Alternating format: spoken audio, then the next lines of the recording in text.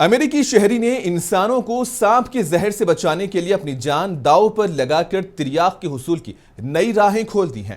برطانوی نشریاتی ادارے نے بتایا ہے کہ ایک امریکی شہری ٹم فریڈی نے پچھلے 20 برسوں میں جان بوجھ کر خود کو 700 سے زائد بار سانپ کے زہر سے متاثر کیا اور 200 سے زیادہ بار سانپوں سے خود کو کٹوایا تاکہ اپنے جسم میں ایسی اینٹی باڈیز پیدا کر سکیں جو زہر کے خلاف قدرتی مدافعت پیدا کریں۔ بائیوٹیک کمپنی کے مالک اور معروف امیونولوجسٹ ڈاکٹر جیکب گلینویل نے فریڈی کے تجربات کا مشاہدہ کیا اور ان کے خون سے اینٹی باڈیز اخذ کرنے کے لیے نمونے حاصل کیے اور سائنسدانوں کی ٹیم کے ساتھ مل کر ان اینٹی باڈیز کو الگ کیا جو زہریلے مادوں کے خلاف مؤثر تھی۔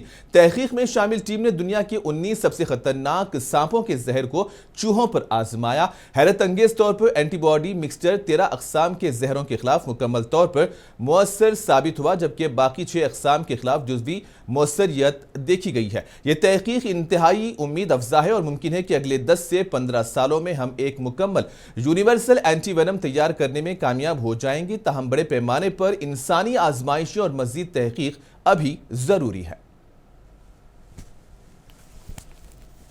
ڈال دو۔